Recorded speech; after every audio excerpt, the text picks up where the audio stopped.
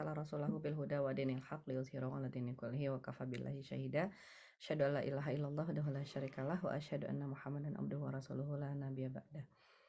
Allahumma shalli ala sayyidina Muhammad wa ala alihi wa sahbihi wasallim. Alhamdulillah, barakallahu fikum. Hari ini kita masuk ke hari ke-11 atau 12 ya, Ramadan ya. Ada yang 11 hari, ada yang sudah 12 hari ya. Mudah-mudahan apa yang sudah kita amalkan selama bulan Ramadan ini, saum-saum kita, tilawah kita, qiyamul lail kita, amal-amal soleh kita yang lain semuanya mendapatkan pahala yang terbaik di sisi Allah Subhanahu wa taala. Dan di sisa hari ya, beberapa hari lagi di bulan Ramadan ini juga bisa kita optimalkan, Masya Allah. Termasuk juga kehadiran kita di sini ya, di majelis kajian Adelia dengan Sinergi Foundation ini. Mudah-mudahan kita semua yang hadir mendapatkan rahmat dari Allah Subhanahu wa taala. Dicatatkan masing-masing nama kita dalam sebuah buku absen ya, yang dituliskan oleh para malaikat insya Allah, dan akan menjadi saksi kita di akhirat nanti. Amin insya Allah ya. Salam kenal ya Teh Erna sebelumnya ya. Mungkin Kenal Teh disclaimer tadi ada yang salah dalam penyebutan apa namanya, CV-nya. Saya bukan ibu muda ya. Tadi saya bukan lahir tahun 97 tapi tahun 79 ya, kebalik gitu. Setuju. Oke, siap. Ya, jadi saya bukan ibu muda, saya nenek muda mungkin iya ya. Saya nenek Wah, seorang cucu ya, Masya Allah. masih terlihat muda Teh Patra. Ya kan kalau zaman sekarang kita punya banyak filter ya. Tinggal dikasih filter-filter ya, subhanallah. Ya, Masya Allah ya, hari ini kita akan bicara tentang ibu multiperan ya. Sebuah kalimat yang di satu sisi mungkin eh, apa namanya, menjadi semacam hal yang diharapkan atau dicita-citakan, tapi di sisi lain kok kayaknya malesin banget ya. Jadi udah harus jadi ibu terus harus multiperan juga gitu. Kemudian juga ada yang menganggap bahwa itulah sebagai suatu hal yang mustahil, nggak mungkin dikerjakan ya. Jangankan buat multiperan, buat ngerjain satu peran aja juga udah kesulitan ya. Nah, di sini kita ingin mencoba untuk mencari apa sih yang disampaikan oleh Allah Subhanahu wa taala kepada kita nih ya, kaum wanita gitu ya. Seperti apa sih seharusnya seorang muslimah itu melakukan peran terbaiknya untuk mendapatkan tempat yang mulia di sisi Allah Subhanahu wa taala. Tentunya kalau kita sebagai muslim ya, kita bisa banget berkaca dari istri-istri Nabi ya, bagaimana mereka berkiprah ya untuk mendukung dan mensupport suami mereka dalam menjalankan amanah sebagai seorang nabi dan rasul. Kemudian juga mereka tetap beraktivitas sesuai dengan kafaah, sesuai dengan kompetensinya masing-masing. Dan Masya Allah ya, kita juga banyak lihat kisah-kisah para sahabiah, kita juga banyak lihat kisah-kisah perempuan-perempuan yang utama di dalam Islam sejak zaman para nabi sebelum Rasulullah SAW. Nah, ini saya mau minta izin share screen-nya ya Teh Erna ya. Boleh mangga Teh Patra.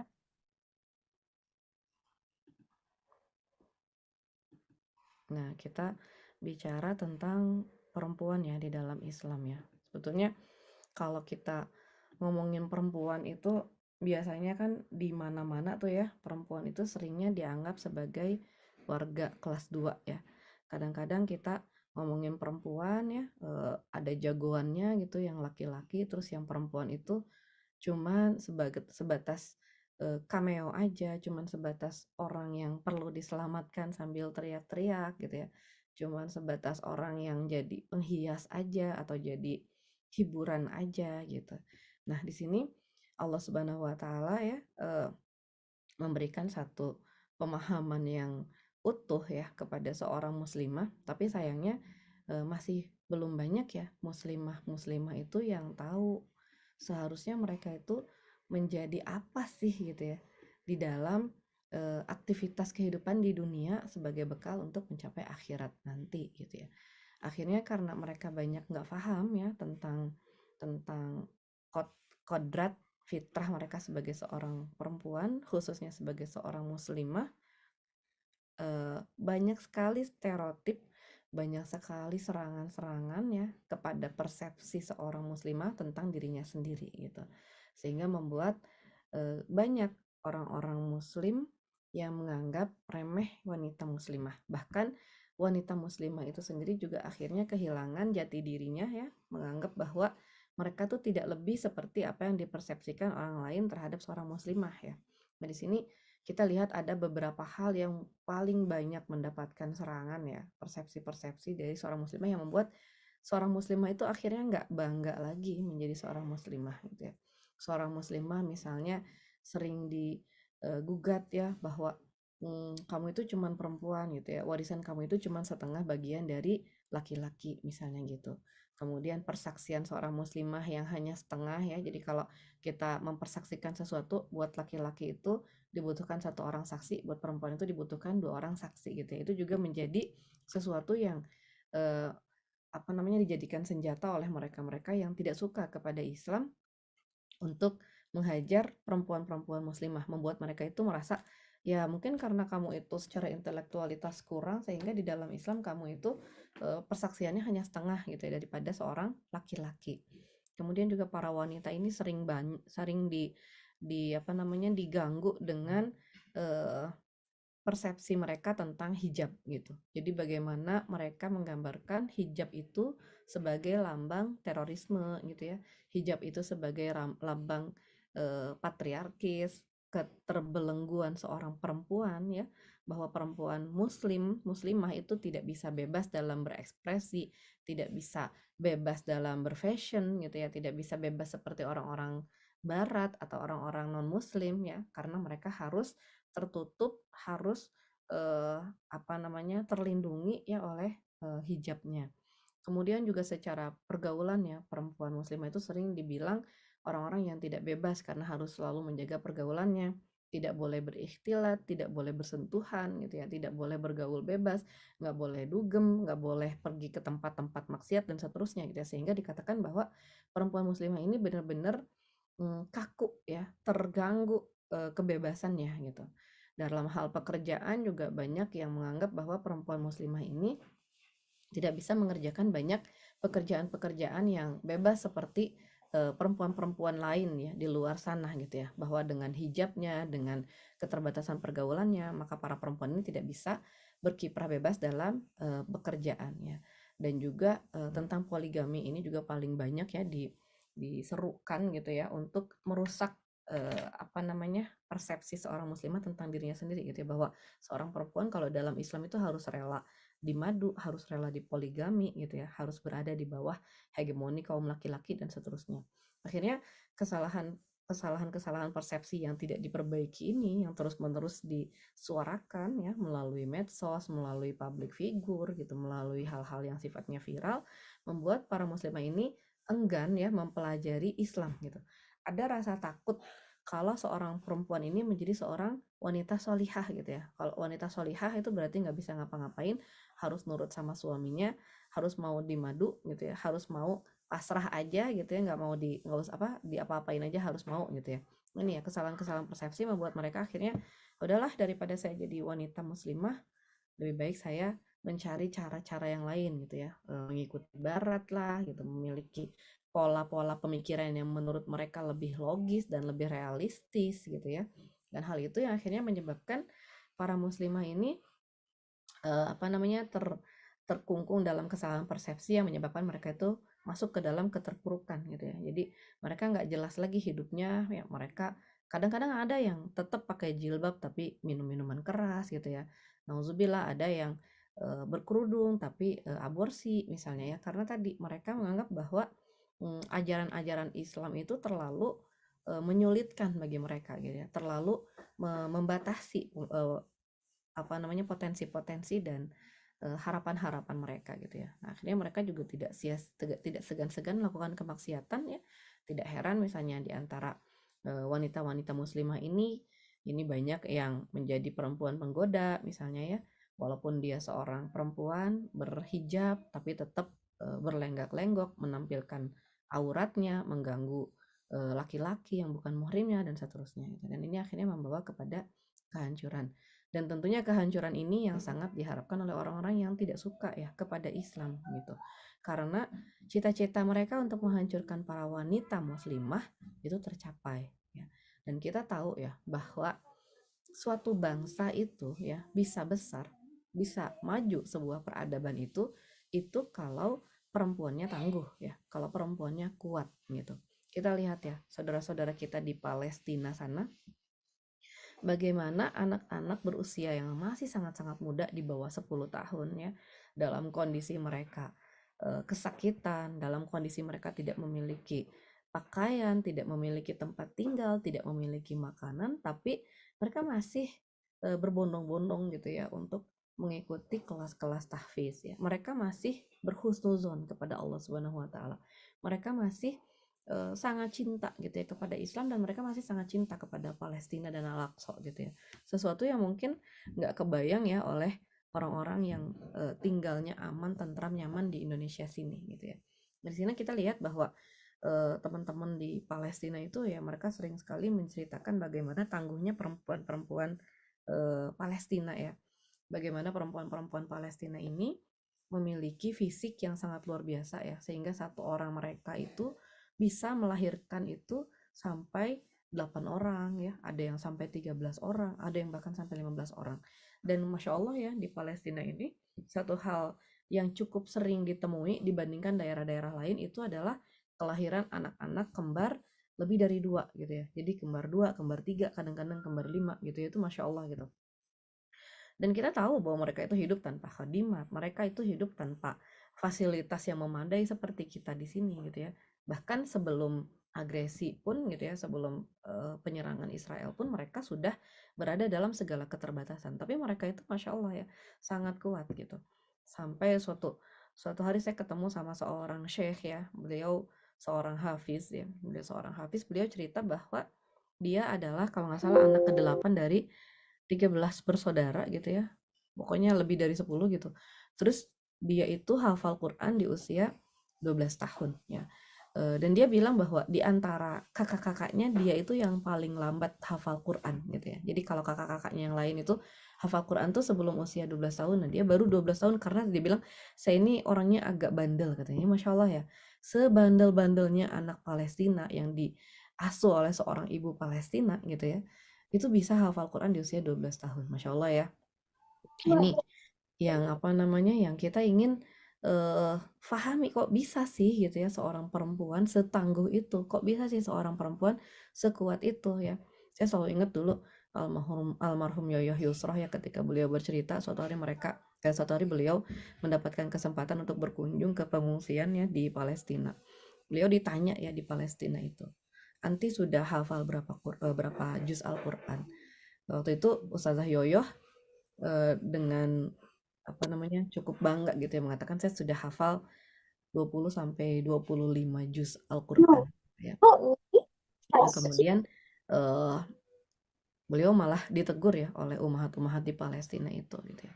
Kok bisa gitu ya, belum hafiz Quran, padahal kamu tinggal di Indonesia yang aman, tentram, nyaman, yang memiliki berbagai fasilitas gitu ya. Sementara kami di sini bahkan untuk minum pun sulit gitu ya, harus menimba dulu dari sumur yang dalam gitu. Untuk makanan pun juga sangat sulit gitu ya. Kami di sini semua hafiz Quran gitu ya, Masya Allah ya. Jadi di sini kita lihat ya bahwa perempuan-perempuan seperti itu sebetulnya yang dikehendaki oleh Allah Subhanahu wa taala untuk hadir ya di muka bumi gitu ya, untuk membangun peradaban di muka bumi gitu. Jadi perempuan itu tidak dilahirkan sebagai cameo ya, sebagai apa namanya, manusia sampingan gitu ya, tapi justru perempuan ini nanti yang akan membawa arah peradaban itu kepada hal yang jauh lebih baik lagi gitu kan. Nah, ini yang diajarkan oleh Allah Subhanahu wa taala di dalam Al-Qur'an. Mulai dari kisah-kisah para nabi, di sini selalu ada peran perempuan yang luar biasa gitu ya. Kita ingat bagaimana Ibrahim dan Siti Hajar ya, ketika Siti Hajar ditinggalkan oleh Nabi Ibrahim alaihissalam di sebuah gurun yang tandus. Di sana dia dalam kondisi baru melahirkan, ditinggalkan sendirian, tidak ada makanan, tidak ada minuman ya, tidak ada fasilitas apapun, dengan seorang bayi yang masih merah gitu ya. Kemudian kita lihat bagaimana keimanan beliau ketika mengatakan kepada Ibrahim, Jika ini adalah perintah dari Allah Subhanahu wa taala, maka dia tidak akan menyia-nyiakan kami gitu ya. Maka pergilah Ibrahim. Nah, Masya Allah, beberapa waktu kemudian ketika Ibrahim kembali lagi di sana ya, tempat yang waktu itu dia tinggalkan masih gurun, masih tandus, itu sudah berubah menjadi pemukiman yang subur gitu ya. Di situ sudah ada air zam-zam, di situ sudah ada orang-orang yang juga tinggal di situ gitu, yang tadinya hanya singgah sebentar-sebentar tuh sudah mulai tinggal dan membentuk semacam perkampungan di sana gitu ya. Itulah cikal bakal kota Mekah ya gitu, Masya Allah gitu ya. Dan dengan kekuatan seorang perempuan seperti Hajar inilah kota Mekah itu menjadi pusat peradaban Islam sampai sekarang gitu kan. Lalu kita lihat bagaimana Musa alaihi salamnya yang waktu itu diserang oleh Fir'aun ya, hampir saja dibunuh, tapi kemudian diselamatkan oleh perempuan-perempuan yang ada di sekitarnya gitu. Bagaimana ibunya diwahyukan oleh Allah Subhanahu wa taala untuk menghanyutkan Musa di sungai Nil. Bagaimana kakaknya mengikuti Nabi Musa itu sampai ke dekat istana Firaun gitu ya. Bagaimana kemudian istri Firaun itu mengambil Nabi Musa alaihi salam itu menjadi anaknya gitu ya. Dan kondisi itulah yang akhirnya membentuk seorang Musa ya yang bisa mengalahkan Firaun ya. Sesuatu yang utopia zaman dulu tuh. Orang tuh kalau ngelihat Firaun itu tuh udah kayak ngelihat Presiden Amerika Serikat sekarang lah gitu ya, nggak mungkin diapa-apain gitu ya, nggak mungkin nggak mungkin dikalahkan gitu ya, saking kuatnya, saking utopianya. Tapi seorang Musa bisa akhirnya mengalahkan Firaun ya dengan topangan ya dari perempuan-perempuan yang tangguh ya, Masya Allah ya. Kita lihat bagaimana Nabi Isa alaihissalam sebagai pembangun peradaban Nasrani pun juga itu dikuatkan oleh seorang Maryam ya, seorang gadis yang suci yang mempertahankan kehamilannya dalam segala kesulitannya gitu ya, kemudian membesarkan Isa alaihissalam dengan penuh husnuzon kepada Allah Subhanahu wa taala ya. Dan bagaimana juga Nabi Muhammad SAW didampingi oleh Khadijah radhiyallahu anha, bahwa perempuan yang kuat, yang tangguh ini yang membuat Rasulullah SAW itu bisa bertahan mengalami berbagai tribulasi ya, berbagai ancaman dari orang-orang Quraisy. Bagaimana Khadijah ini juga yang memberikan support, menguatkan ya, memberikan motivasi gitu ya, menghibur dan seterusnya ya, Masya Allah ya. Jadi itulah peran seorang perempuan ya di dalam membangun peradabannya. Dan ini yang kita ingin pelajari, gimana sih caranya bisa seperti itu. Tentunya kita harus tahu dulu ya, apa sih yang diharapkan oleh Allah Subhanahu wa taala dari seorang manusia yang dilahirkan di muka bumi gitu ya. Bahwa kita ini tidak dihidupkan ya dengan sia-sia ya. Keberadaan kita di muka bumi ini bukan sesuatu yang sifatnya main-main saja. Kita ini datang ke muka bumi ini bukan kebetulan saja gitu ya, tapi ini adalah sebuah desain ya yang sudah direncanakan sedemikian rupa oleh Allah Subhanahu wa taala. Di sini Allah menghendaki kita itu untuk punya visi yang jauh ya, bahwa hidup kita itu tidak buat di dunia saja ya. Walaupun tadi ya kita ingin membuat peradaban yang besar di muka bumi, tapi sebetulnya hidup kita yang sebenarnya itu bukan yang di dunia ini. Justru kita itu hanya menjadikan bumi ini sebagai kendaraan kita, sebagai fasilitas kita, sebagai tempat menyiapkan bekal ya untuk mendapatkan kehidupan yang nyaman di akhirat nanti ya. Sekarang teman-teman kalau misalnya ngebayangin mau mudik gitu, mau mudik ke kampungnya gitu kan, di bulan Ramadan seperti sekarang biasanya teman-teman tuh pada mudik. Nah, banyak orang itu yang nggak berani mudik ya, nggak berani pulang kampung kalau nggak punya bekal gitu ya. Padahal itu masih hidup di dunia gitu. Jadi kalau kita mau mudik itu biasanya kita ngumpulin uang dulu, kita ngumpulin berbagai barang yang bisa kita bagi-bagikan gitu ya ke saudara-saudara kita di kampung gitu. Kemudian kita juga mempersiapkan bekal untuk perjalanan dan seterusnya gitu. Jadi kalau kita ingin pergi ke suatu tempat di dunia aja kita membutuhkan bekal ya, padahal kita juga tahu bahwa di tempat yang kita tuju itu juga ada ya barang-barang yang kita butuhkan itu pasti tersedia gitu. Makanan di sana ada, pakaian di sana ada, tempat tinggal di sana juga pasti ada gitu kan. Nah, sementara kalau di akhirat kita belum tahu nih kondisi kita ketika pulang nanti itu seperti apa gitu. Kita nggak tahu kita punya bekal yang cukup atau enggak gitu. Maka di sini Allah Subhanahu wa taala ngingetin kita, hidup di dunia itu nggak seberapa. Kita itu hidup di dunia paling banter ya, 70 tahun, 80 tahun, itu juga kondisinya udah kesulitan. Saya setiap hari ya Ba'da subuh itu tadarusan ya sama ibu-ibu ya. Ibu-ibunya udah pada sepuh di masjid dan mereka itu Masya Allah tahan duduk berjam-jam ya. Biasanya keluar dari masjid itu selesai jam setengah 8 pagi itu untuk membaca Quran 2 juz aja gitu. Kadang-kadang saya suka bilang pada diri sendiri gitu ya kenapa saya nggak tilawah sendiri aja gitu ya, kalau selama itu saya bisa tilawah 3 juz lebih bahkan gitu ya. Tapi kalau sama ibu-ibu kan ngajinya itu lambat gitu, jadi selama itu mereka cuman berhasil ngaji 2 juz gitu ya. Tapi ya Masya Allah semangat mereka tuh luar biasa gitu ya untuk tetap hadir ke masjid gitu ya. Dan kelihatan banget ya dengan usia yang sudah sepuh itu bahkan untuk sekedar duduk dan tilawah pun itu juga sudah sulit gitu ya. Jadi duduk udah nggak bisa tenang, kemudian tilawah juga udah nggak kelihatan gitu ya. Kemudian ketika mereka sholat juga sudah harus dibantu, berdiri dari duduk juga sudah kesulitan gitu. Jadi sepanjang-panjangnya umur kita, kalau usia kita udah di atas 60, 70, 80, itu sudah banyak sekali keterbatasan gitu. Nggak bisa kita itu mengharapkan kita bakal bisa ibadah banyak nantilah kalau saya usianya udah tua, ternyata nggak bisa gitu ya. Sholat udah nggak bisa lama-lama, baca Quran baru berapa halaman udah salah-salah gitu kan. Inilah makanya kenapa Allah itu mengingatkan kita untuk berbekal itu dari sekarang ya, mumpung teman-teman di sini masih muda-muda ya. Kalau di sini mungkin insya Allah ibu-ibu muda beneran ya. Nah, di sini Allah Subhanahu wa taala menghendaki kita itu untuk menyimpan gitu ya, menyimpan investasi akhirat sebanyak-banyaknya gitu. Nah, salah satu fasilitas yang diberikan oleh Allah Subhanahu wa taala untuk memperbanyak investasi akhirat ya secara instan itu adalah dengan menyediakan bulan Ramadan ini gitu. Jadi kalau di bulan biasa pahala itu dikalikan itu berkali-kali lipat ya, maka di bulan Ramadan itu pengalinya itu bisa tidak terbatas gitu ya, bisa banyak sekali. Bahkan dalam satu malam ya yang disebut dengan Lailatul Qadar gitu, itu satu kali ibadah kita setara dengan 80 tahun ibadah atau 1000 bulan gitu. Jadi satu kali sholat di situ itu setara dengan sholat kita selama 80 tahun atau 1000 bulan tadi gitu ya. Satu kali kita ngaji di situ itu setara dengan ngaji sepanjang malam selama 1000 bulan. Itu Masya Allah gitu ya. Jadi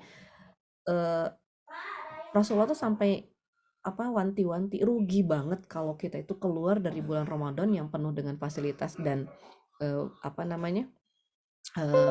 tebaran pahala dan kita nggak dapat apa-apa, kita nggak dapat ampunan dari Allah Subhanahu Wa Taala, kita nggak dapat pahala apapun. Kalau di bulan-bulan biasa, kalau kita infak itu kita akan mendapatkan pahala ya seperti yang sebutir biji yang ditanam kemudian menjadi 7 batang, dari satu batangnya itu ada 100 biji lagi ya, ada 700 kali lipat pahala yang disediakan oleh Allah Subhanahu Wa Taala dalam infak di bulan biasa. Tapi kalau di bulan Ramadan ini ya, satu kali infak di bulan Ramadan ini jumlahnya bisa tidak terbatas. Allah mengatakan ibadah di bulan Ramadan itu adalah untukku dan aku yang akan membalasnya. Kita nggak tahu berapa besarannya, berapa pengalinya ya, Masya Allah. Makanya mumpung nih ya kita berada di bulan Ramadan, ini kita kuatkan gitu ya. Bekal kita di akhirat itu nanti itu kita perbanyak gitu. Jangan disia-siakan ya. Jangan dibesok-besokin gitu ya. Karena kita nggak tahu besok itu kita masih punya kesempatan yang lebih baik atau enggak dibandingkan dengan sekarang ya. Nah, kemudian di sini Allah juga mengingatkan kita untuk lebih kenal ya potensi-potensi diri kita sendiri ya. Wala takunu kalladzina nasullaha fa'ansahum anfusahum. Jangan kita itu lupa kepada Allah Subhanahu wa taala sampai kita tuh lupa kepada diri kita sendiri. Biasanya orang yang nggak kenal sama dirinya sendiri itu karena mereka tuh nggak kenal sama Allah Subhanahu wa taala. Mereka jauh dari Allah. Mereka itu nggak pernah ingat kepada Allah, nggak pernah zikir, nggak banyak ibadah sehingga bingung gitu ya. Identitas diri mereka itu nggak tahu siapa gitu ya. Saya nggak tahu diri saya ini apa, saya nggak tahu apa tujuan saya dihadirkan ke muka bumi, saya nggak tahu potensi saya apa, saya nggak tahu apa-apa tentang diri saya. Waktu berlalu setiap hari dan ya saya masih belum jadi apa-apa. Sampai usia 20 tahun saya belum ngapa-ngapain gitu ya. Sampai usia 30 tahun saya belum ngapa-ngapain juga. Sampai usia 40 tahun saya belum menciptakan sesuatu apapun juga. Sampai usia 50 tahun saya belum jadi siapa-siapa. Sampai akhirnya meninggal dunia, saya tidak meninggalkan apapun, tidak meninggalkan legasi apapun, jejak apapun di muka bumi ya. Nauzubillah min dzalik. Makanya di sini kita dekat kepada Allah Subhanahu wa taala. Kita kenali gitu ya. Kita kita cari gitu ya apa yang disampaikan oleh Allah Subhanahu wa taala ya. Salah satunya adalah dengan memahami Al-Qur'an. Di situ semuanya ada ya. Di situ semuanya ada eh, pemahaman ya tentang Allah Subhanahu wa taala itu sendiri yang akan membawa kita itu kepada pemahaman tentang diri kita sendiri. Oh, ternyata saya ini seharusnya begini. Oh, ternyata saya itu seharusnya begitu gitu ya. Nah, ini. Jadi kita tahu diri kita sendiri. Paling nggak kita tahu bahwa dalam diri kita itu ada 3 elemen ini gitu ya. Ada tubuh kita, ada fisik, ada akal kita, akliyah kita, ada ruhiyah kita gitu ya. Yang ketiga-tiganya ini perlu makanan yang cukup gitu ya, perlu asupan yang cukup supaya bisa optimal ya untuk melaksanakan aktivitas ibadah tadi untuk menciptakan bekal mencapai akhirat tadi gitu ya. Nggak mungkin kita itu berbekal menuju akhirat kalau tubuh kita itu lemah dan sakit-sakitan gitu ya. Melaksanakan ibadah itu kesulitan, nggak bisa tilawah, nggak bisa sholat, nggak bisa saum gitu ya.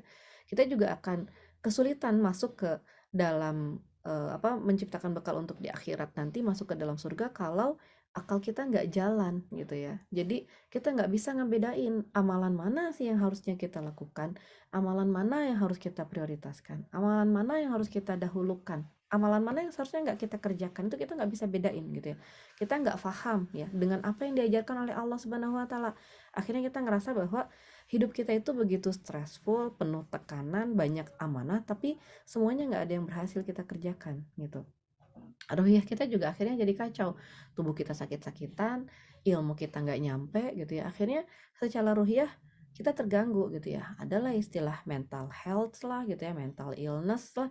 Kita merasa perlu healing dan healing dan healing, padahal kita seharusnya memperbaiki body and mind kita gitu ya. Jadi terganggu secara ruhiyah, susah untuk beribadah, susah untuk dekat kepada Allah Subhanahu wa taala, susah untuk merasakan manisnya keimanan ya, nauzubillah min dzalik ya. Nah, ini yang harus kita paham gitu ya. Jadi dengan kita kenal ya kepada Allah, kita ingat kepada Allah, kita kenal ya, diri kita sendiri. Kita tahu kebutuhan tubuh kita apa supaya kita tetap sehat dan kita maksain diri gitu ya. Jangan sampai kita tuh tahu kita butuh makan tapi males makan, udahlah nanti aja gitu ya. Kita tahu kita butuh minum tapi males lah minum, nanti jadi banyak pipis lah segala macam.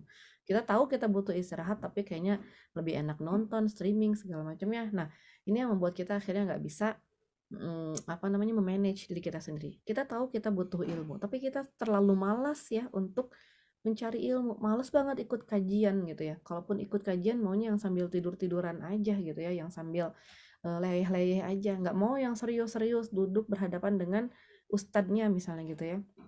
Akhirnya gitu, ruhiyah kita juga ya seadanya gitu ya. Kita gampang menyalahkan diri kita sendiri, gampang menyerah, gampang putus asa ya, gampang cari kambing hitam yang bisa disalahkan ya. Nah, ini yang harus kita pahami ya, gimana caranya kita menjaga tubuh supaya sehat, gimana caranya kita menjaga otak kita gitu ya, untuk senantiasa on gitu ya, senantiasa semangat belajar, semangat menghafalkan Al-Quran gitu ya, semangat memahami Al-Quran dan mengamalkannya ya. Kemudian Teh Patra, kita maaf, kuatkan ya. suaranya kecil. Suaranya kecil ya? Iya, suaranya kecil. Mohon maaf ya, Teh. Ya. Ya, Oke, ini masih kecil juga. coba sedikit lagi, Teh. Yang Masih lain agak kecil. mana? Yang lain kecil juga? Iya, Oh katanya gitu ini ya. di kolom komentar pada bilang kecil, Oh gitu ya. masih kecil, Masih kecil ya. masih kecil. Udah normal, teman-teman, kira-kira gimana? Ada yang bilang jelas, ada yang bilang kecil ya. Oh, udah mulai normal, Teh Patra. Oh Enggak, gitu ya. dilanjutkan. Ya punten ya. Oke. Siap, nggak apa-apa. Atur nuhun, Teh. Mohon. Oke ya. Nah ini ya, jadi royah kita, gimana kita itu bisa menerima diri kita itu apa adanya ya. Jadi kita tuh nggak sama loh sama orang lain, kita nggak harus juga jadi kayak orang lain gitu ya. Dan kita nggak harus banding-bandingin kita dengan orang lain gitu. Kita juga latihan nih controlling emosi ya. Kan suka banyak tuh pertanyaan, teh gimana caranya jadi ibu yang sabar, teh gimana supaya nggak marah-marah melulu sama anak-anak, gimana supaya nggak suuzon aja sama suami gitu ya. Nah ini emotion controlling ya. Kemudian juga kita jaga attitude kita ya. Bagaimana kita tersenyum, bagaimana kita berbicara dengan orang lain ya. Kita jaga kepercayaan diri kita bahwa kita itu bukan tidak berharga gitu ya, bahwa kita itu hadir di dunia ini sebagai sebuah proses yang luar biasa penuh dengan mukjizat ya dari Allah Subhanahu wa taala. Dari kita yang hanya berasal dari sebuah sel ya, kemudian kita berkembang menjadi seorang manusia, tumbuh dengan lengkap gitu ya, itu pasti memiliki satu makna ya di sisi Allah Subhanahu wa taala. Jadi jangan sampai kita merasa bahwa saya ini bukan apa-apa, bukan siapa-siapa dan tidak mau berusaha untuk menunjukkan potensi-potensi yang dititipkan oleh Allah Subhanahu wa taala kepada kita. Nah, ini ya. Kemudian kita juga perlu tahu nih ya, tujuan kita itu adalah untuk masuk ke dalam jannah ya. La yastawi ashabun nari wa ashabul jannah. Tidak akan pernah sama ya penghuni-penghuni neraka itu dengan penghuni-penghuni surga. Ashabul jannati humul faizun. Ini yang kita kejar ya. Kita ingin menjadi orang-orang yang beruntung. Tujuan kita, visi kita itu adalah surga ya. Dan kita nggak perlu mencari harus gimana sih, kita nggak perlu silau dengan capaian-capaian orang lain. Kita cuma perlu tanamkan ya di dalam hati kita, dalam diri kita, bahwa kita itu ingin masuk surga gitu ya. Surganya itu surga yang mana? Ini yang kita pelajari gitu. Kita pelajari di dalam Al-Qur'an. Dalam Quran surat Al-Kahfi, di sana ada surga Aden, di sana ada surga Firdaus gitu ya. Kita pelajari surga yang seperti apa sih yang ingin kita eh, tinggali nanti di akhirat gitu ya. Kita cari hadis-hadis tentang surga. Bagaimana surga itu memiliki 100 tingkatan gitu ya. Dengan setiap tingkatnya itu lebih baik daripada yang sebelumnya gitu ya. Bagaimana kisah orang-orang yang berada di surga gitu ya. Kita bayangkan ya, hidup kita tuh sebagai seorang penghuni surga gitu ya. Kita ingin bertetangga dengan siapa gitu ya. Kita ingin misalnya jadi grup sosialnya siapa, kita ingin satu geng sama siapa gitu ya. Kita ingin di surga nanti kita ngegosip sama siapa gitu ya. Mungkin kita di surga nanti bisa gitu ya ngobrol-ngobrol bareng tuh sama Khadijah radhiyallahu anha gitu ya. Kita ingin tetanggaan sama Asyiyah gitu, kita ingin tetanggaan sama Siti Aisyah misalnya gitu ya. Nah, ini kita bayangin gitu ya. Baru kita cari ya gimana caranya kita itu bisa berada di dalam surga itu gitu. Itu yang namanya visi gitu ya. Itu yang namanya visi. Kita bayangkan kita ingin rumah seperti apa di surga, kita bayangkan kita ingin berada bersama siapa di surga gitu ya, dan kita lihat gimana caranya orang-orang itu bisa sampai ke sana gitu. Lalu baru kita itu buat program untuk diri kita sendiri. Oh, saya ingin masuk surga dengan cara seperti ini. Karena Allah Subhanahu wa taala itu menyediakan banyak sekali pintu surga gitu ya. Yang paling sedikit itu satu riwayat mengatakan ada 8 pintu surga. Ada pintu saum, ada pintu sholat, ada pintu sedekah yang macam-macam, ada pintu ilmu gitu ya. Kita mau masuk surga itu lewat pintu yang mana gitu ya. Dan itu kita fokus di sana ya. Kita perhatikan para sahabat Rasulullah SAW dan para sahabiah itu, mereka sangat fokus ya pada amalan-amalan mereka gitu. Nggak serakah gitu ya dengan semua amalan, ingin terbaik di semua bidangnya. Ada sahabat Rasulullah itu yang ibadah utamanya itu sedekah, sedekahnya itu jor-joran gitu ya. Ada yang ibadah utamanya itu tilawah Al-Quran gitu ya. Tilawah Al-Qurannya itu Masya Allah gitu ya. Ada yang ibadah utamanya itu adalah dari ilmu gitu, sehingga dia masuki surga lewat pintu ilmu gitu ya, sehingga ilmunya tuh sangat luar biasa. Nah, kita ingin masuk surga lewat pintu yang mana? Nah, ini yang kita harus bisa cari gitu ya, harus bisa tetapkan untuk diri kita sendiri ya. Nanti baru kita bekerja keras untuk mencapainya. Misalnya kita ingin masuk surga lewat pintu sedekah, berarti kan kita harus punya duit banyak ya. Gimana caranya supaya kita bisa duit banyak? Kita harus cari gitu ya, jenis-jenis pekerjaan apa yang bisa menghasilkan duit banyak misalnya. Caranya gimana? Kita belajar gitu ya, kita mempelajari ilmunya supaya bisa melakukan itu gitu ya. Sehingga kita bisa mencapai visi kita ya, menyiapkan bekal kita untuk masuk ke dalam pintu surga yang sedekah tadi gitu kan. Kalau kita ingin masuk lewat pintu ilmu juga seperti itu. Kita belajar, kita amalkan ilmu kita ajarkan juga ilmu kita ya, sehingga kita bisa masuk ke dalam surga lewat pintu ilmu ya. Dan terus seperti itu kita cari ya, apa potensi kita yang paling utama, apa potensi kita yang paling besar ya. Nah, dengan tujuan kita sebagai seorang muslim ya masuk ke dalam jannah gitu ya, maka Allah memberikan guidance ya. Guidance-nya ini ada di dalam Al-Qur'an. apalagi di bulan Ramadan gitu ya, sebisa mungkin kita menghatamkan Al-Quran lebih dari 1 kali ya, karena yang 1 kali hatam Al-Quran itu tuh di bulan biasa. Di bulan Ramadan tuh sebaiknya lebih dari 1 kali kita hatam Al-Quran gitu ya. Insya Allah kalau kita sudah mempelajari Al-Quran, banyak sekali kunci-kunci petunjuk dari Allah Subhanahu wa Ta'ala yang bisa membuka gitu ya, membukakan diri kita untuk menjadi ya seseorang yang mendapatkan banyak keberkahan dari Allah Subhanahu wa Ta'ala ya. Nah, disinilah kita berusaha untuk mencari peran kita ya. Kita beraktivitas ya, melakukan berbagai peran dengan satu kepercayaan diri ya, bahwa dengan segala macam hal yang kita lakukan secara simultan, itu semuanya tuh bisa kita kerjakan dengan baik gitu. Kuncinya nanti ada di manajemennya gitu ya, ada di manajemennya, ada di kemampuan kita dalam leadership ya. Nanti kita akan menjadi seorang yang berani dan optimis.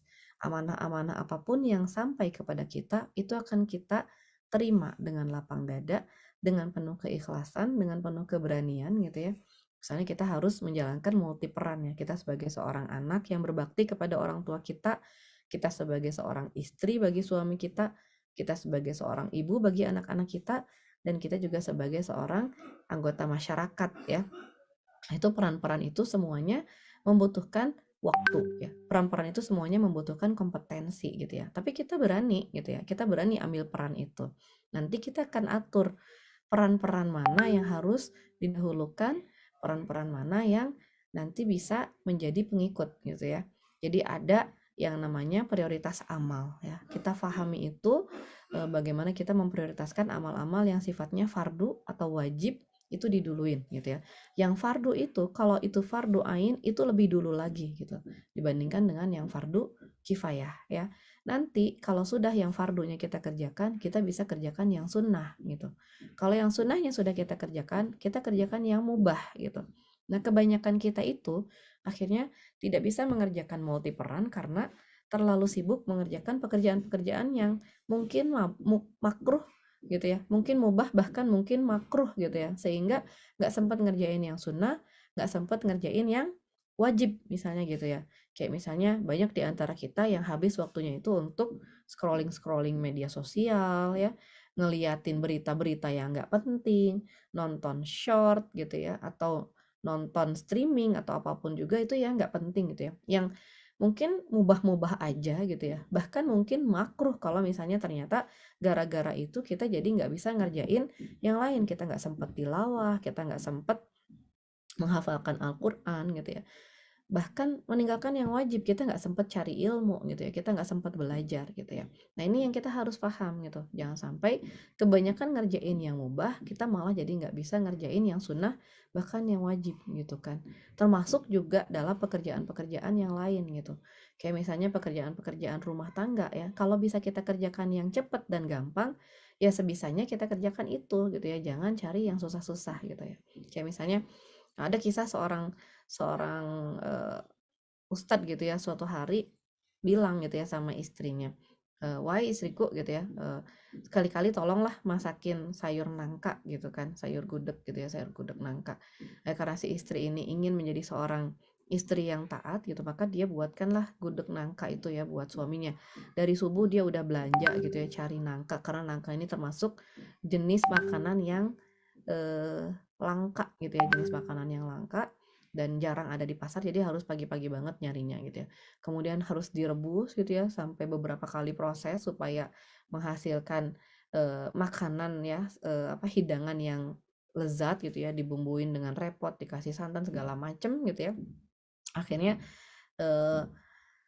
hampir zuhur lah gitu ya, baru selesai gitu ya masak, proses masak segala macamnya itu. Dan ketika melihat itu si suaminya bilang, astagfirullahaladzim gitu ya, ya Umi saya minta maaf, saya nggak tahu kalau bikin gudeg nangka itu segitu repotnya gitu ya. Kalau tahu kayak gitu saya nggak akan nyuruh kamu ngerjain itu gitu ya. Lebih baik kamu tilawah saja, lebih baik kamu belajar saja gitu ya, ngikut kajian aja gitu ya. Karena kalau makanan mah sama aja gitu ya. Kamu mau makan makanan yang repot, cara bikinnya dengan makan makanan yang simple, cara bikinnya itu masuk ke perut ya sama-sama aja, kenyangnya sama-sama aja. Bahkan mungkin lebih bernutrisi makanan-makanan yang simple gitu ya. Ini kita harus bisa harus bisa bayangkan gitu ya, bahwa mungkin banyak pekerjaan-pekerjaan kita tuh yang seperti itu tadi gitu ya. Kita ngerjain sesuatu dengan sepenuh hati, dengan sepenuh waktu gitu ya, sementara hasilnya sebetulnya bisa digantikan dengan alternatif lain yang jauh lebih simpel, jauh lebih mudah gitu. Daripada misalnya ibu-ibu menghabiskan waktunya untuk menyetrika gitu ya, lebih baik mengerjakan pekerjaan-pekerjaan lain yang memang harus dikerjakan gitu ya.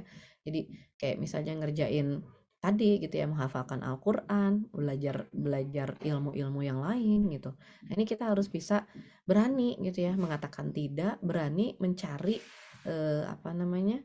Prioritas yang harus kita kerjakan gitu ya. Kemudian kita juga harus disiplin ya dengan diri kita sendiri gitu ya.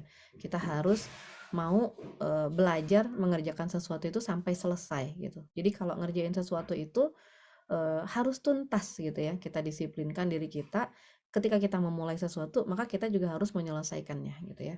Nah, kemudian kita juga harus mengerjakan segala macam itu dengan tanggung jawab ya. Jadi, kita punya keseriusan gitu ya, kalau di dalam Islam itu biasanya disebutnya sebagai ihsan gitu ya, innallaha katabal ihsana ala kulli syai' gitu. Ngerjain sesuatu itu sebagus-bagusnya, sebaik-baiknya. Kita ngerjain apa aja, Allah itu ngajarin kita tuh untuk ihsan gitu. Kalau kita mau nyuci piring, kita nyuci piring dengan ihsan gitu ya. Kalau kita mau nyapu, kita nyapu dengan ihsan. Kalau kita mau belajar, kita belajar itu dengan ihsan gitu ya. Nggak ada ngerjain ini sambil malas-malasan, ngerjain itu sambil malas-malasan, ngerjain sesuatu itu ala kadarnya sambil-sambilan aja gitu ya. Tapi dalam Islam itu semua tuh harus ihsan ya. Nah, ini nanti akhirnya kita akan belajar untuk mendelegasikan pekerjaan kita. Kita buat teamwork gitu ya. Kita bagi-bagi tugas gitu ya.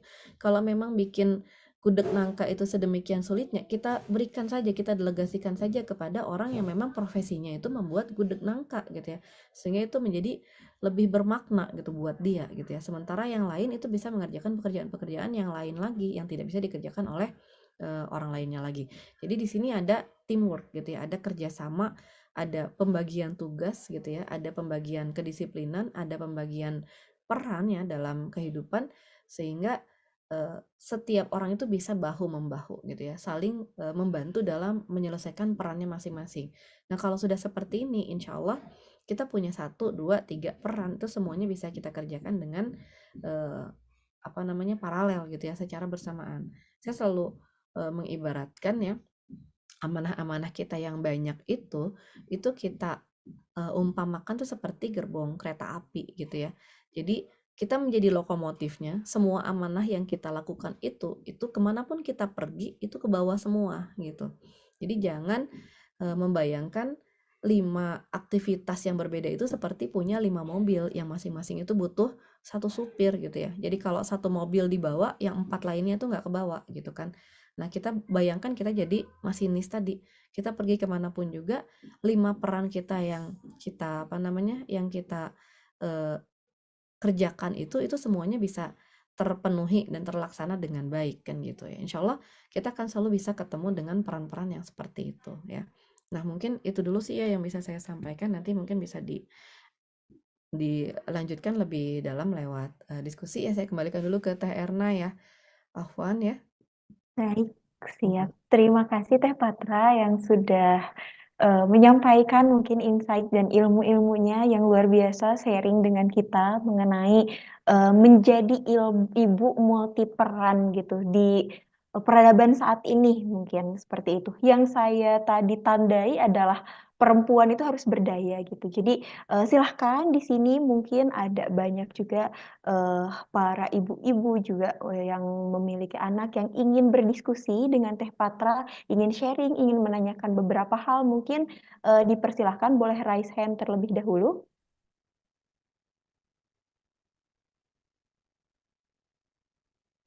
Bu Dini, silahkan. Teh Dini terlebih dahulu mungkin ya, Teh Dini mangga. Ya, Assalamualaikum, Teh Patra. Salam kenal, saya dengan Dini dari Bandung juga. Kebetulan ini sambil kerja ya, Teh. Eh, Mau nanya nih, Teh, terkait dengan kebetulan kan memang ini perannya sebagai ibu juga, sebagai seorang istri juga, sebagai seorang wanita pekerja juga gitu, Teh. Kadang-kadang kan memang kita dihadapkan oleh beberapa kepentingan ya, di mana terkadang tenaga itu sampai di rumah itu tinggal energi-energi terakhir. Cuman gimana ya Teh, terkait dengan persepsi bahwa wanita itu kalau tadi kan kata Teteh kita harusnya bisa mengenali diri kita sendiri posisinya seperti apa. Tapi kadang suka terbentur itu bahwa wanita itu memang kan memang selalu harus nurut ya Teh sama suami gitu. Tapi ada kondisi keadaan di mana memang terkadang suami pun tidak terlalu paham dengan kondisi misalnya kita sudah terlalu lelah lah atau sehingga jadi tidak bisa maksimal gitu untuk memenuhi kewajiban. Nah, seperti apa Teh tanggapannya? Karena terkadang suka mikir gini loh Teh, akhirnya jadinya tuh kok kayaknya wanita yang memang harus banyak mengalah dan sedikit terkekang pada akhirnya kalau memang harus selalu mengikuti atau menuruti apa eh, keinginan atau ini dari suami gitu Teh.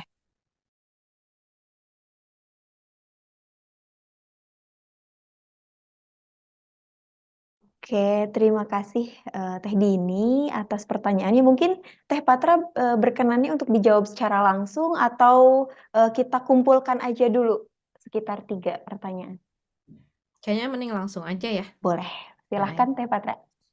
Ya, Masya Allah, tabarakallah ya Teh Dini ya. Ini juga cukup banyak ya dikeluhkan ya, disampaikan juga oleh para istri-istri ya terutama gitu.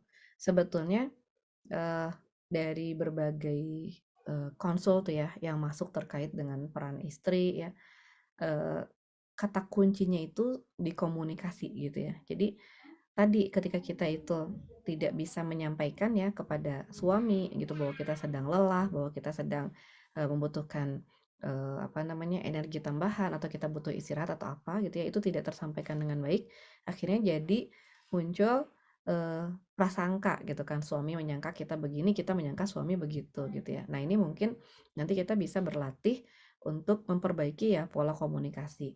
Nah, kemudian ketika kita merasa bahwa pekerjaan-pekerjaan amanah kita ini terlalu banyak ya buat kita, tadi ya kita berusaha untuk mendelegasikan sebagian pekerjaan yang bisa kita pekerjakan. Jadi jangan merasa kita itu harus jadi Wonder Woman yang semuanya itu harus kita kerjain sendiri gitu ya. Kalau bisa kita delegasikan kepada orang lain, ya sebagian pekerjaan itu kita delegasikan gitu ya. Kayak misalnya pekerjaan-pekerjaan rumah itu bisa dikerjakan oleh orang lain gitu ya. Bisa nyuci ke laundry, misalnya bisa masak oleh orang lain gitu ya, tinggal beli aja atau apa. Itu pekerjaan-pekerjaan yang membuat kita itu bisa sedikit rileks gitu ya, tidak semuanya harus kita kerjakan sendiri gitu ya. Kemudian juga kayak nurunin standar gitu. Nah, ini nanti semuanya diatur kembali gitu. Karena kadang-kadang yang bikin kita itu ngerasa capek itu awalnya karena psikologisnya dulu gitu ya. Dari awal kita udah kesel, dari awal kita udah udah merasa nggak nyaman, udah ngerasa kayaknya pasti suami saya nggak akan ngerti gitu ya, nggak akan ngerti kesulitan saya. Jadi tidak disampaikan gitu ya dengan baik gitu. Nah, jadi ya Bismillah ya, mudah-mudahan ke depannya gitu ya kita bisa lebih memanage lagi gitu ya pekerjaan-pekerjaan yang harus kita kerjakan yang mana, yang bisa didelegasikan yang mana, kemudian kita juga manage ya hubungan komunikasi dengan keluarga gitu ya, dengan suami dan dengan anak-anak gitu. Ya, kurang lebih seperti itu ya Teh Dini ya. Ya, siap Teh.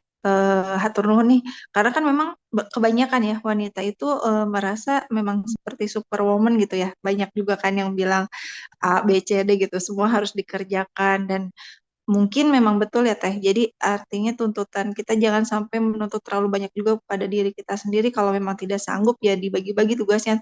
Tapi itu tidak akan mengurangi kodrat kita sebagai seorang wanita kan Teh?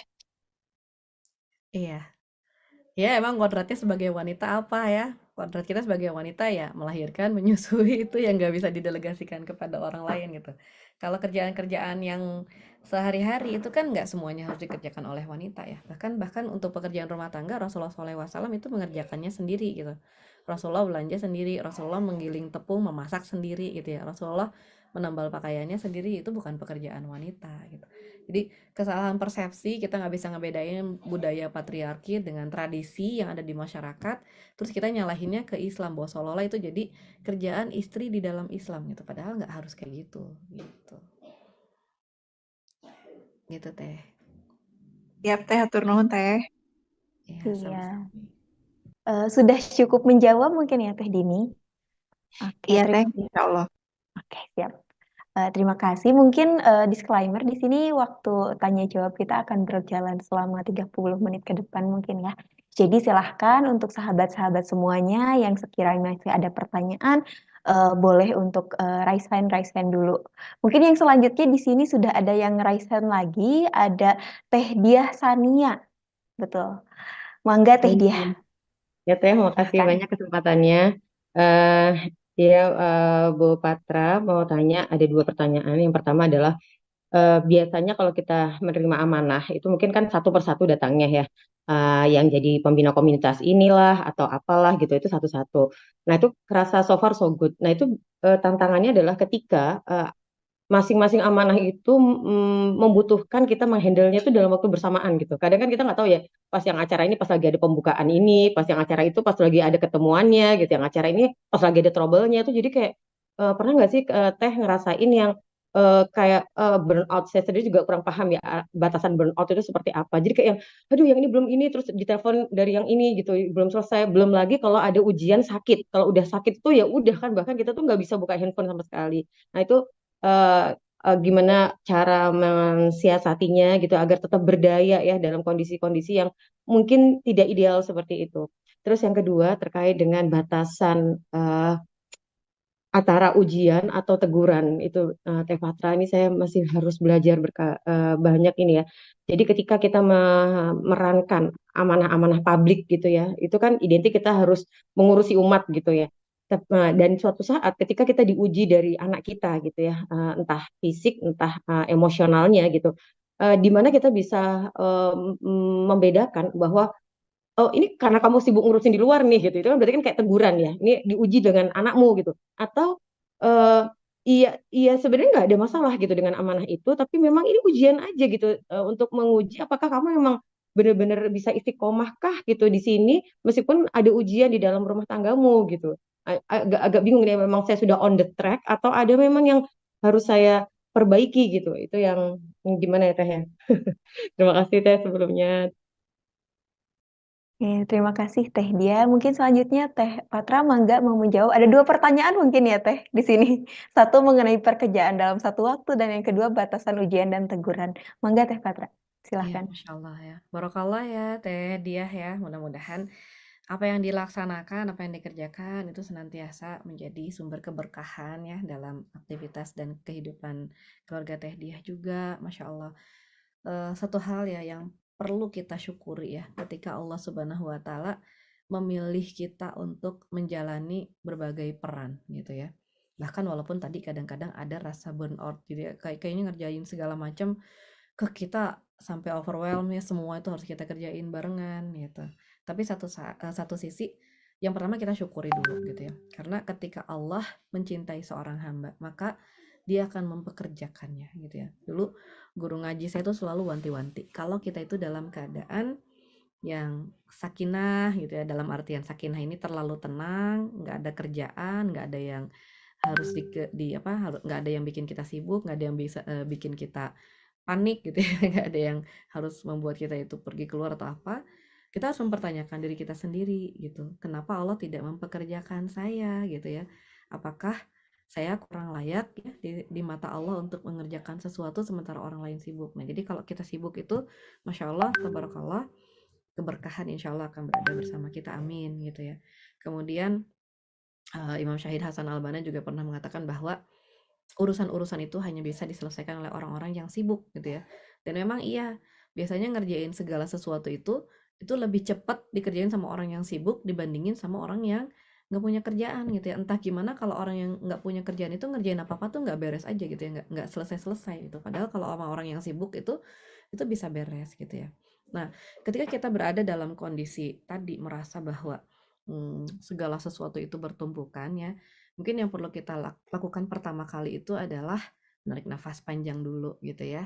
Kita tenangkan dulu diri kita, karena kadang-kadang perasaan burnout itu hadir ketika kita mulai panik gitu ya, ketika kita mulai merasa segala macam itu overlap. Terus jangan lupa kita berdoa kepada Allah Subhanahu wa taala untuk memudahkan kita dalam mengerjakan urusan-urusan kita. Nanti Allah yang akan mengaturkan jadwal kita. Allah yang akan memindah-mindahkan gitu ya. Saya beberapa kali ketemu dengan satu aktivitas ya yang harus bentrok sama aktivitas lain, tapi kemudian tiba-tiba oleh Allah itu dipindahkan gitu ya. Tiba-tiba orangnya bilang, "Teh, bisa nggak kalau acaranya digeser ke sini?" gitu ya. Itu Masya Allah gitu ya. Yang tadinya saya udah bingung gimana cara ngomongnya nih, ada 2 acara bentrok, Masya Allah yang satu ternyata dipindahin gitu kan. Jadi kita harus yakin gitu ya bahwa Allah itu maha mampu gitu ya mengatur apapun urusan-urusan kita. Maka kita serahkan kepada Allah Subhanahu wa taala untuk mengaturkan urusan-urusan kita. Itu yang kedua gitu ya. Jadi yang pertama tadi kita tenangkan diri, kedua kita berdoa kepada Allah ya untuk melancarkan dan mempermudah urusan-urusan kita, termasuk mengaturkan ya jadwal kita ya. Nah, kemudian yang ketiga tadi kita harus punya satu insight ya dalam diri kita bahwa orang yang kita hadapi itu adalah manusia ya, bukan mesin. Manusia itu selalu bisa dinego gitu ya. Jadi kita tuh selalu bisa mencari alternatif ya dari berbagai permasalahan yang kita punya, asal kitanya bisa berkomunikasi dengan baik gitu. Jadi kalau misalnya emang ini udah bener-bener mentok nih ya, dua-duanya kita harus kerjain dan ternyata kita nggak bisa gitu ya, kita harus cari gitu ya, harus cari orang yang bisa bantu kita harus cari gimana alternatifnya supaya yang satu bisa bergeser dan segala macam gitu ya. Jadi kita harus punya suatu keyakinan ya dalam diri kita bahwa nggak ada di dunia ini yang nggak bisa dinego gitu ya, karena kita nggak berhadapan dengan mesin gitu, kita berhadapan dengan manusia. Insya Allah manusia itu bisa saling memahami gitu ya, kita berta'awun, kita bertakaful gitu ya, kita jelaskan situasi dan kondisi kita yang tidak memungkinkan kita untuk mengerjakan sesuatu, dan kita minta tolong baik-baik kepada orang yang bisa membantu kita gitu ya. Jadi di situ nanti kita juga akan berlatih ke depannya ya, ketika kita mendapatkan amanah-amanah ini, kita tahu bagaimana kita memiliki exit strategi dari sebuah aktivitas yang sangat-sangat membutuhkan konsentrasi tinggi gitu ya. Kemudian kita juga bisa mengatur gitu ya ketika aktivitas-aktivitas itu saling berbenturan satu sama lain gitu. Nah, yang jelas yang nggak bisa kita geser itu adalah yang yang udah strict banget ya, sementara yang fleksibel itu jangan suka dibentur-benturin gitu. Jadi kayak kemarin misalnya ada yang sempat nanya kayak gini, mana yang harus didahulukan ya Teh, tilawah atau nemenin anak main gitu. Nah, kalau menurut saya kedua aktivitas itu, tilawah dan nemenin anak main, itu bukan aktivitas yang strict secara waktu gitu ya. Tilawah bisa kapan aja, nemenin anak main juga bisa kapan aja. Jadi nggak perlu dibentur-benturin dan membuat kita itu overthinking mana dulu gitu ya. Kalau kita tilawah nanti kita ninggalin anak kita, kalau kita main sama anak kita nggak tilawah. Mikirnya tuh nggak usah kayak gitu ya. Kita fleksibel aja. Ya sambil tilawah sambil nemenin anak main juga bisa gitu kan. Atau 5 menit main, 5 menit tilawah, 5 menit main, 5 menit tilawah, itu juga bisa, karena itu adalah hal yang sifatnya fleksibel. Jadi kita harus mampu gitu ya mencari aktivitas mana yang sebetulnya harusnya fleksibel dan nggak perlu kita pikirin. Nah, kemudian tips yang lain itu adalah mengerjakan apa yang harus kita kerjakan dan memikirkan apa yang harus kita pikirkan gitu. Jadi jangan dibalik gitu ya. Kadang-kadang yang membuat kita nggak bisa ngerjain sesuatu itu karena terlalu banyak dipikirin gitu ya. Kayak misalnya ibu rumah tangga punya kerjaan banyak gitu ya. Saya belum nyuci piring, saya belum ngepel, saya belum beresin ini, saya belum masak, saya mesti apa dulu, saya pusing gitu ya, saya harus kerjain apa dulu. Terus akhirnya ngerjain tuh penuh dengan pikiran. Ketika ngerjain cuci piring kita mikirin masak, ketika kita lagi masak kita mikirin cucian gitu ya. Nah, pekerjaan-pekerjaan seperti itu nggak perlu banyak dipikirin, kerjain aja gitu ya. Kalau mau nyuci piring ya nyuci piring aja, kalau masak ya masak aja gitu, nggak perlu sampai masuk ke dalam hati gitu ya, sampai harus kita penuhi pikiran kita dengan segala macam pikiran-pikiran yang mengganggu. Kayak misalnya kita lagi nyuci piring aja, nggak perlu mikirin ini siapa sih tadi yang makan pakai piring yang ini siapa sih tadi yang minum pakai gelas yang ini, tuh nggak perlu dipikirin gitu. Jadi nggak perlu dipikirin, nggak usah dipikirin. Yang harus kerjain aja gitu ya, nggak usah dianalisis terlalu mendalam gitu. Jadi itu juga akan memudahkan kita untuk memilah-milah nanti pekerjaan-pekerjaan yang mana harus selesai segera, mana yang bisa ditunda gitu. Mungkin itu ya Teh. Terus yang kedua tentang teguran atau ujian ya, itu juga termasuk yang menurut saya nggak perlu dipikirin karena kita nggak pernah tahu ini teguran atau ujian gitu ya.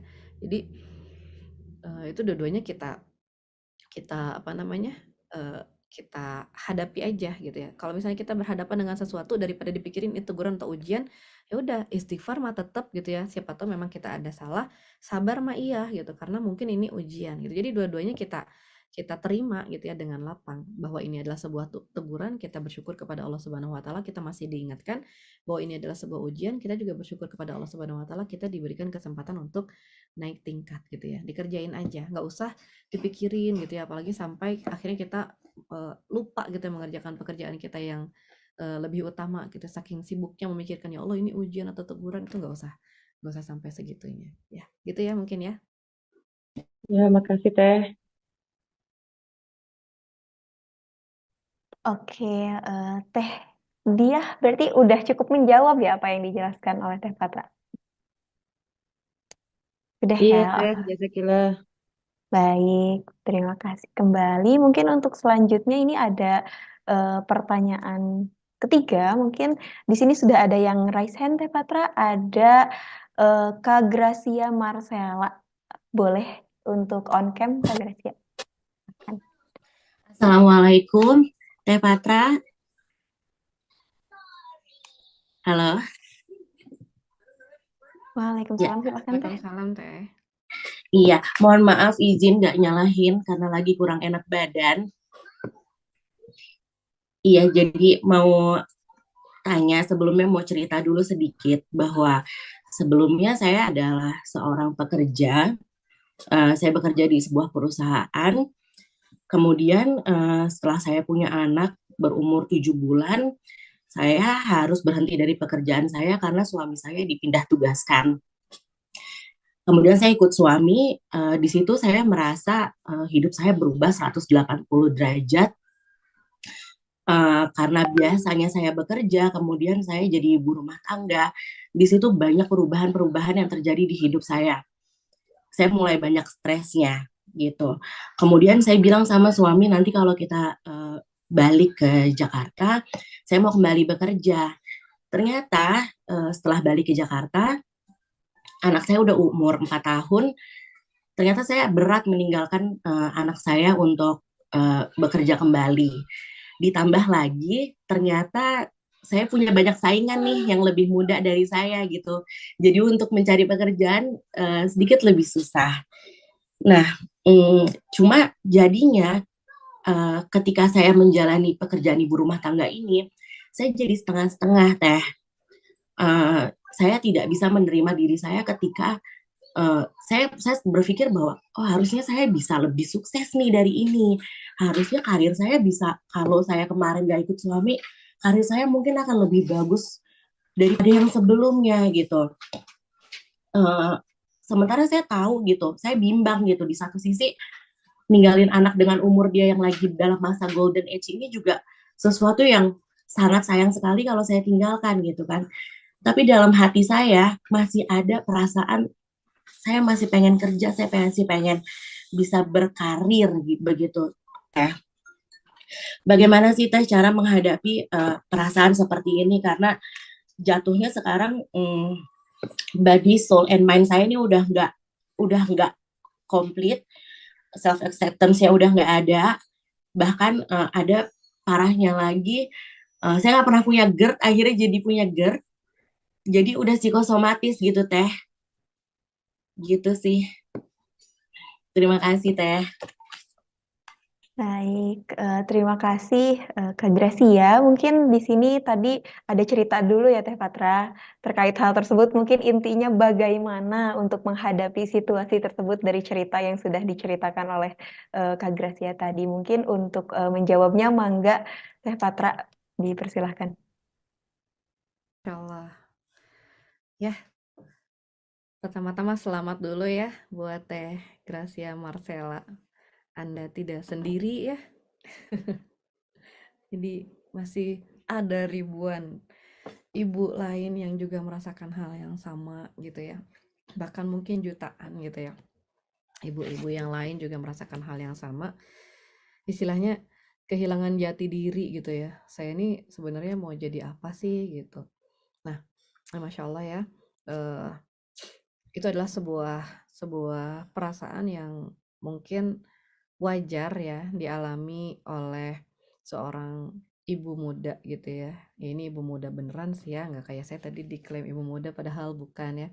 Jadi dirasakan oleh seorang ibu muda yang harus berubah-ubah peran. Dah bahkan mungkin nanti berubah perannya tuh cepat lagi gitu ya. Apalagi kalau misalnya nanti ada adiknya gitu ya, terus ada situasi dan kondisi yang lain, misalnya suaminya harus pindah kerja lagi atau apalagi itu Masya Allah ya, banyak banget hal-hal yang akhirnya membuat kita itu merasa hidup kita tuh seperti roller coaster gitu ya, berubah-ubah terus. Nah, di sini yang mungkin perlu kita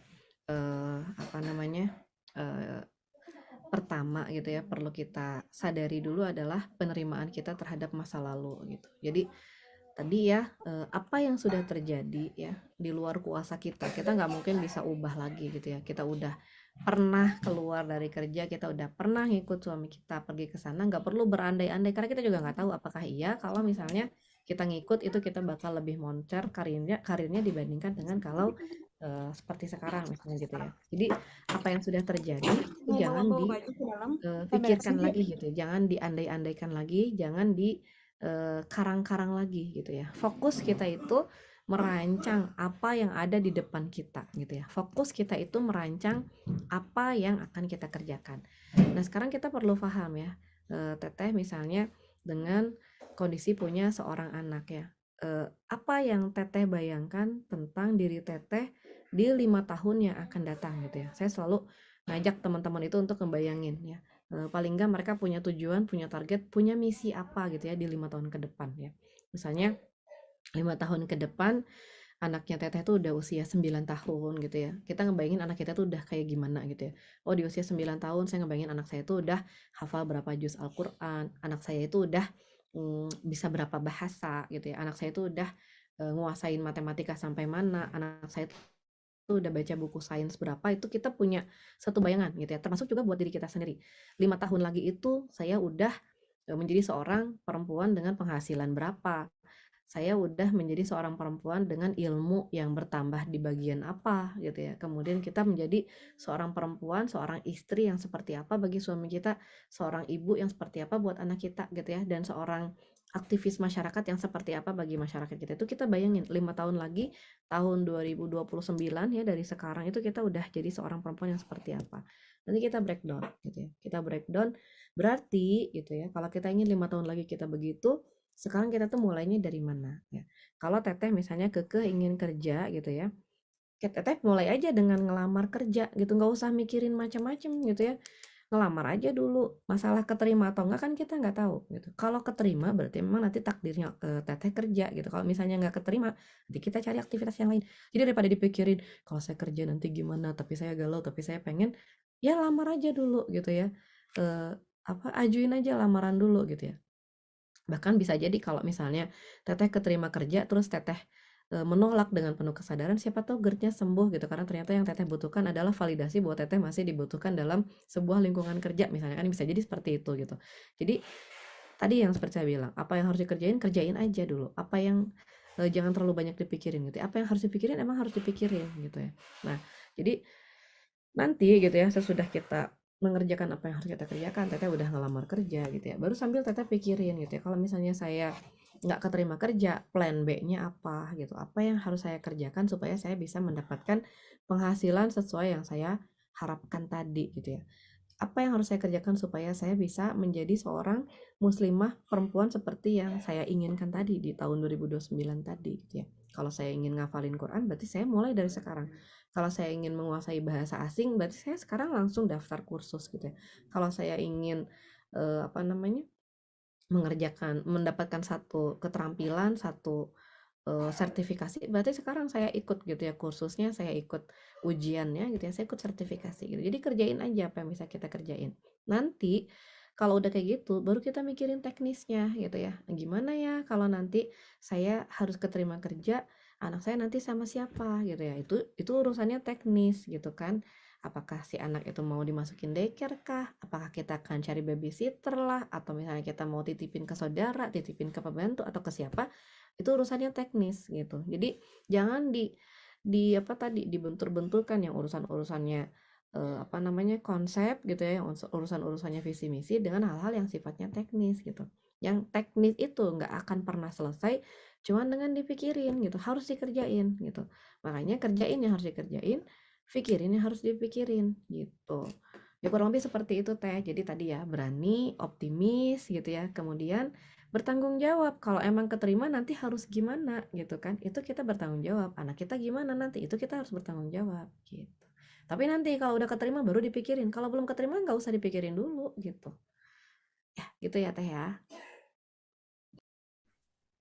Iya Teh, terima kasih ya Teh untuk jawabannya. Ya sama-sama Teh. Mudah-mudahan dilancarkan ya semuanya Teh insya Allah. Amin, amin. Amin ya robbal alamin. Teh Gracia tuh sudah cukup menjawab mungkin ya apa yang dijelaskan Teh Patra. Iya sudah sangat Siap. cukup menjawab. Alhamdulillah, semoga senantiasa dilancarkan ya Teh. Amin. Mungkin Teh Patra juga terima kasih Teh atas jawaban-jawaban sharing-sharing ilmu yang telah diberikan. Mungkin sepertinya masih cukup satu pertanyaan lagi. Kiranya dari sahabat-sahabat ada yang ingin bertanya. Di sini udah ada yang raise hand, ada Teh Vika Nadia. Teh Patra satu lagi mungkin ya Teh. Mangga Teh Vika. Iya, terima kasih banyak Pak Erna dan Bu Patra. Salam kenal, saya Vika Nadia dari Cimahi. Izin bertanya, sebetulnya masih ada kaitannya dengan Teh Gracia tadi. Kalau tadi kan Teh Gracia sudah memutuskan di beberapa tahun sebelumnya untuk tidak bekerja. Nah, kalau saya ini ibu baru, Bu. Jadi saya baru punya anak, baru melahirkan, anaknya baru mau 2 bulan, dan saya itu sekarang mengajar, profesinya guru honorer di satu sekolah negeri. Nah, kemarin itu saya agak kebingungan tentang apakah saya lanjut sekolah, ngajar di sekolah atau menjadi ibu rumah tangga gitu, apakah working mom atau full mom gitu. Nah, sebetulnya udah didiskusikan dengan suami, tapi suami itu agak lebih cenderung ingin saya jadi full mom gitu, jadi ibu rumah tangga aja di rumah. Nah, tapi saya tuh tidak menutup kemungkinan ingin masih terus bekerja sebetulnya dengan beberapa pertimbangan. Pertama, pertimbangan kesempatan bekerja di negeri gitu ya, dan peluang-peluang yang mungkin bisa diambil ketika bekerja, baik itu peluang misalnya dakwahnya atau peluang karirnya. Nah, kemudian juga dari bekerja itu mungkin secara finansial karena kita masih keluarga muda gitu ya Bu, mungkin bisa menambah lah gitu untuk pemasukan gitu. Nah, dan saya itu tipe yang ingin punya planning misalnya beberapa tahun ke depan itu saya pingin di rumah tangga saya gitu udah misalnya punya apa gitu atau misalnya lebih ke pengatur keuangan lah gitu, perencanaan keuangan. Dan kemudian juga tapi saya juga punya planning juga untuk anak gitu, gimana sih saya ingin ngedidik anak saya itu seperti apa gitu, yang emang saya tuh bisa ada untuk dia gitu, di masa-masa kayak tadi kan golden age-nya itu kata Teh Gracia itu. Nah, yang saya mungkin ingin tanyakan itu tips and triknya atau mungkin sarannya nih bagi saya yang masih istilahnya muda dan baru mau melangkah nih, baru awal pernikahannya baru 2 tahun juga, baru mau 2 tahun gitu. Kira-kira sebaiknya seperti apa? Apakah ada yang harus misalnya diprioritaskan itu menurut Ibu itu yang mana yang lebih penting, dan ya intinya tips untuk keluarga muda kayak saya gitu Bu, supaya nggak salah ngambil langkah dan seterusnya gitu. Terima kasih Bu. Baik. Teh Patra mungkin ini beneran ibu muda Teh. Iya. Yang butuh insight mungkin saran dari Teh Patra dan juga tips trik mungkin seperti yang disebutkan oleh Teh Vika tadi. Mangga Teh Patra Iya. silakan. Ya, Masya Allah. Tabarakallah ya Teh Vika ya. Terima kasih pertanyaannya. Barakallah ya sudah punya baby 2 bulan ya. Itu adalah sebuah karunia yang sangat luar biasa yang diberikan oleh Allah Subhanahu wa taala ya. Saya selalu ngebayangin seorang bayi itu adalah aset ya yang sangat berharga gitu ya. Kita bisa ngebayangin si bayi ini nanti bakal jadi anak yang kayak gimana gitu ya. Kita ingin apa gitu ya dari si bayi ini. Kita ingin bayi kita itu nanti jadi seorang pemuda, seorang pemudi yang seperti apa gitu ya. Nah, barakallah ya, sekali lagi mudah-mudahan Allah Subhanahu wa taala menjadikan putra atau putri Teteh tadi ya menjadi seorang yang soleh, yang bisa melaksanakan perannya sebagai hamba Allah dan khalifah di muka bumi insyaallah ya. Nah, kemudian satu poin juga yang mungkin saya ingin ingetin khususnya kepada teman-teman yang masih muda-muda gitu ya, yang masih lucu-lucu gitu ya. Bahwa kita tuh sebetulnya punya timeline itu cukup panjang gitu ya, cukup lama gitu. Jadi nggak semua hal itu harus diraih ya, harus dikerjakan sekarang gitu ya. Ada tadi prioritas-prioritas ya, mana yang sekarang itu harus kita duluin ya, mana yang bisa kita delegasikan, mana yang bisa kita tunda, mana yang nggak bisa diapa-apain gitu ya, emang harus kita kerjain dan nggak akan mungkin kita punya kesempatan lagi untuk mendapatkan itu gitu kan. Nah, itu kita coba dioret-oret gitu ya, dirancang apa sih yang benar-benar harus kita dapetin sekarang gitu ya. Apakah kalau misalnya Teteh menjadi seorang guru ya, mengajar itu adalah kesempatan yang cuman ada sekarang, atau sebetulnya nanti masih bisa diperoleh lagi beberapa tahun lagi. Mungkin kalau misalnya Teteh udah kuliah S2 misalnya ya, atau udah kuliah S3, apakah kesempatan itu lebih terbuka atau enggak misalnya gitu ya. Terus kesempatan untuk tadi membersamai anak yang usianya masih 2 bulan, apakah ini bisa kita tunda atau enggak gitu ya. Itu kita coba cari gitu ya, oret-oret lagi mana yang harus kita kerjakan sekarang dan mana yang bisa kita tunda nanti gitu kan.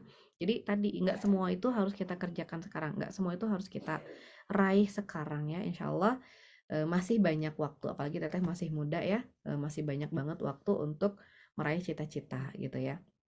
Nah, kemudian yang mungkin juga perlu perlu dijadikan sebagai sebuah bahan pertimbangan gitu ya, bahwa alternatif pilihan itu tidak hanya satu gitu ya. Jadi kita bisa punya banyak banget pilihan, punya banyak banget aktivitas alternatif yang bisa disesuaikan dengan tujuan kita. Makanya penting kita itu bikin targetnya dulu gitu ya. Kita itu bikin tujuannya dulu gitu.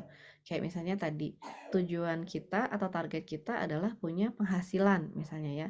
Nah, untuk misalnya punya penghasilan gitu ya, itu nggak semata-mata bisa kita dapatkan hanya dengan menjadi guru saja misalnya ya. Teteh biasanya misalnya ngajar apa gitu kan.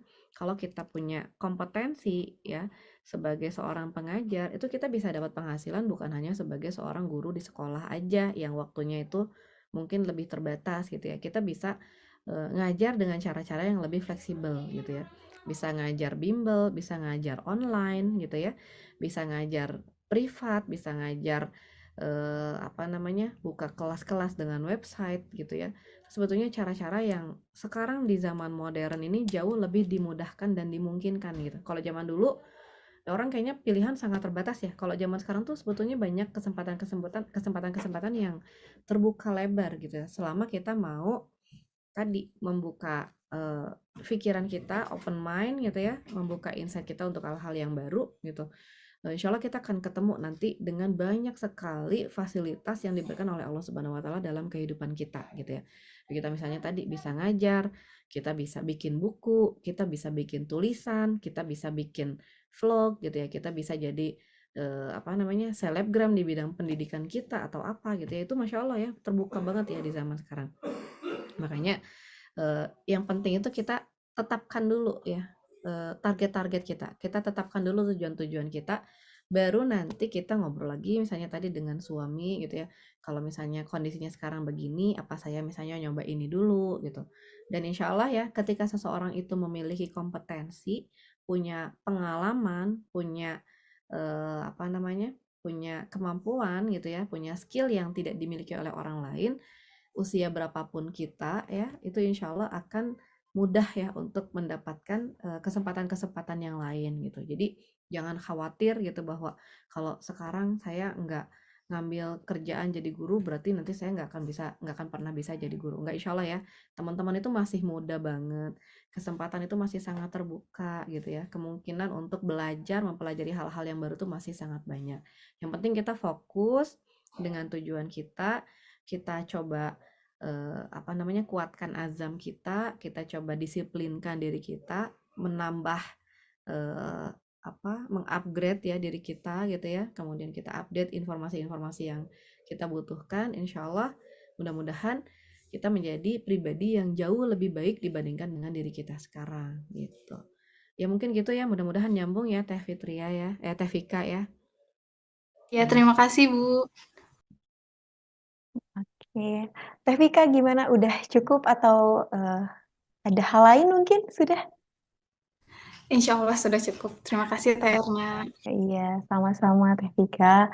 Mungkin alhamdulillah untuk sesi tanya jawab dicukupkan sekian karena keterbatasan waktu. Mungkin insya Allah bisa kita ketemu, bisa kita diskusikan lagi di pertemuan-pertemuan berikutnya. Semoga kita masih ada usianya, masih ada kesempatannya untuk hal tersebut. Untuk yang terakhir mungkin silahkan dari Teh Patra untuk menyampaikan suatu benang merah ataupun kesimpulan dari pertemuan kita, diskusi kita pada siang hari ini.